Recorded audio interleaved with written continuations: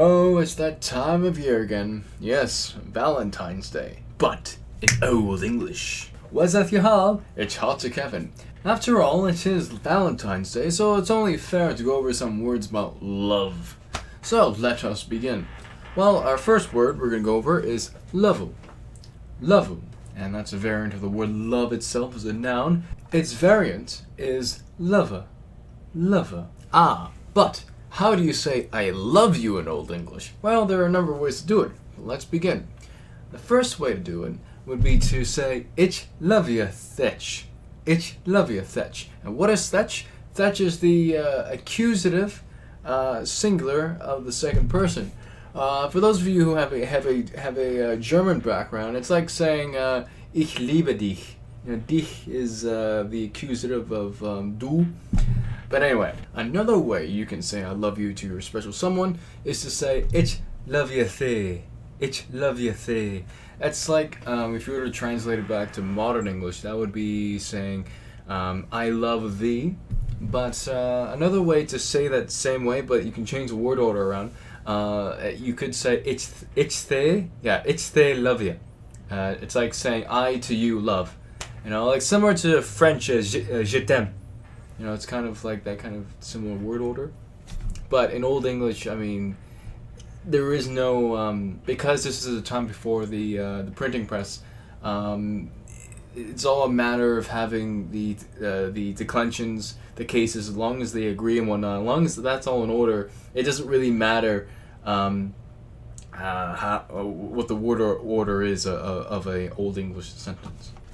Next, we are going to go over the word darling in Old English. Now, darling in Old English, it has slightly different meaning than it does today. Back then, it had more the connotation of favorite. So if a king had a darling, that whoever that person was his favorite. So darling in Old English is, or favorite, if you will, is deorling. Deorling. And then we have the Anglian variant, and Anglian. When I say that, I mean in terms of dialect, and there are two Anglian dialects in Anglo-Saxon, or if you will, Old English. They are Mercian and Northumbrian. So Daerling. And then we have another variant. I'm not too sure whether it's Anglian or not. I have a feeling it's West Saxon, but I'm not too sure. But it's Durling. Durling. So it's, and all these words mean the word favorite. So if you want to have a phrase and call your special someone a darling, there are like a number of ways to say it. You can I guess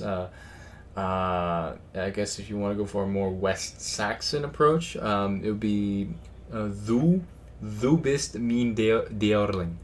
Du bist mein Deorling. Deorling. Yeah. If you want to go for I guess an maybe a sort of Anglian approach would be one of the ways. Would be thu art min deorling, and then we have a Northumbrian way of saying it. Would be thu art min deorling. So that's kind of, Arth is a very Northumbrian. It's like distinctly Northumbrian, if I'm correct. Arth instead of art. But there are some. I remember seeing a variant that said art. I don't know. I'm not too sure, but yeah, there are many ways of saying "are" as in "you are" in Old English. So du bist mein Deorling. That's kind of like saying du bist mein Liebling. Yeah, the difference between that was just German, by the way. The thing is with German and Old English in this context, you have Liebling, which means like darling, I guess darling, if you will, but like kind of, it's, if you were to translate that back into English, that would be loveling. But the thing is, the word deor, like if you were to take away the ling part, deor itself means animal. It means wild animal as opposed to domestic animal. In some contexts, it means an adjective for brave, but deor here is not from that deor. This deor with the ling is stemming from deora, yeah, deora, which is with the e at the end, which is the way of saying dear, as in my dear, in an affectionate way. But as far as that goes, I mean, there are many ways to say that too. I mean, there are a number of synonyms you can use. You have deora, and then you have a diora, which is diora, which is another variant. I believe in other old Germanic languages you have diora as well, but we're not going to go into that. This is Lair and Old English, so therefore we're going to stick with Old English. And then we have the word Lēof. That's another word for dear as well. It's also a word you would use for sir in Old English. Yeah, I'll put the link for this word specifically. I put a link down below so you can check out the Bosworth and Toller Online Dictionary entry. Next, we have, as far as the word dear goes, as in affectionate word, we have feile, which is a synonym. Means more or less the same thing. But as far as affectionate words go, I mean, there's also a levestra, which is translates to linguistically it translates to female lover, because the estra is the suffix that denotes something that is feminine. You know how today we say we have actor, then we have actress. The S part comes from estra. So love estra is means a female lover, or it could also mean sweetheart. So it's another affectionate word. And I guess for a male lover would be a loviand. Yeah, because the I doesn't have macron, therefore it's an is and not an e. Anyway. But the very word itself, to love, what's that? That's lovian. But please don't mix that with lovian, because lovian has it's a similar meaning, but it's more like we praise, to praise something, to put a price on, to put value on it. It's to praise something. Like, oh, we laud and praise you for da-da-da-da. Like a hero would come in and we praise you. Anyway, but yeah, let's go on now. As far as affectionate words go, going back to that, so we have darling, if you will. But if you want to be more affectionate and you want to compliment your girlfriend or your wife, you could say something like "Thu art fire." Okay, I'll repeat that word and guess in your head what does that sound like? Like if that were modern English, fire.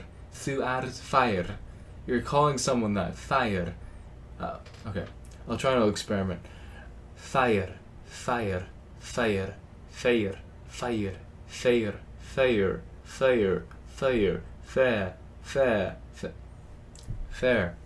Yeah, see, that's where that word comes from in that context of beautiful, fair. Next we have the word there's a lot of variants of this. There's tiena, and this is a word that means beautiful as well. It means like brightness and whatnot. Kind of a if you will, cognate to, not really a cognate, but like a synonym of fire. But Siena evolved into the word what we know now, what archaic and dialectal word of sheen. That means beautiful. It's the cognate of German schön, and it's the cognate of Dutch schön. Yeah, I have trouble pronouncing that, because apparently in Dutch you pronounce the H, but it's, I don't know. Yeah, so we have that word too in English, sheen. It's something that is sheen. It is beautiful, but we don't speak like that, because English evolved differently than the Germanic languages on the continent. Then you have another word. It's like kyrtan, which is another way for beautiful. Then you have frith, which also means beautiful and stately, if that makes sense. and then you have cuma, another word for beautiful. But then there's another word, Lēof. Lēof. Yes, this means beautiful, but this means well, also can mean pleasant, but it's in the more the context of like a color, because bleo is the word blue, but there's also the word as well, bleoch, which is the word for color. But then again, there's also he, which is kind of like he. That comes from the origin of the word hue, like something's hue. That's a dramatic word for color as well. So basically, a bleo fast.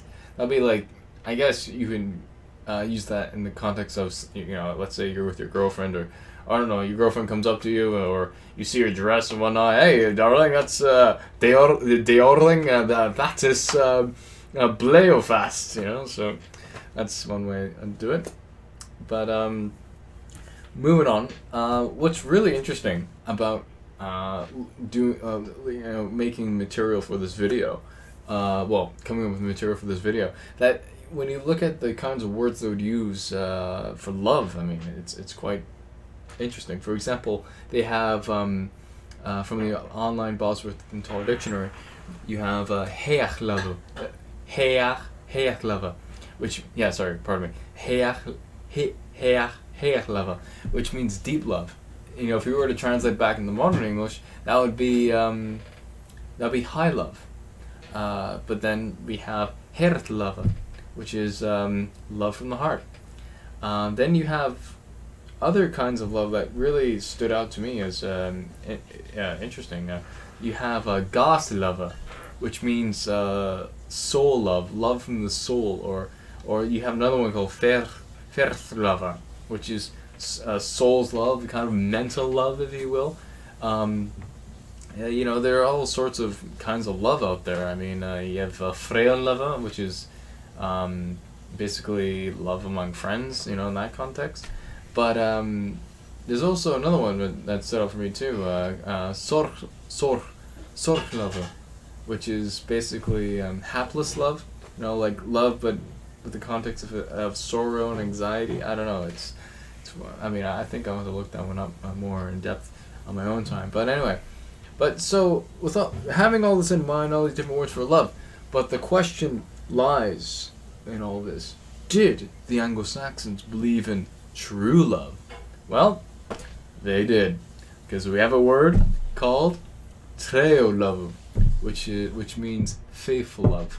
I guess because the treo is the a prefix for true, but I guess in a modern context you can also flip this around, and because that same word is a word for tree, so I guess that can be a way to say tree love, But at the same time, but like as far as history is involved, as far as like what was thought back then, as far as what is actually recorded, treo love is faithful love, which is one could speculate that it implies true love as we know it today, but I don't know. I would like to think so.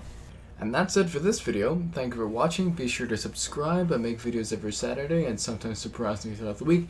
If you really like my material, please like and follow my Facebook and Twitter down below to keep in touch. My name is Kevin, and you're watching Lærende Eald English. Take care.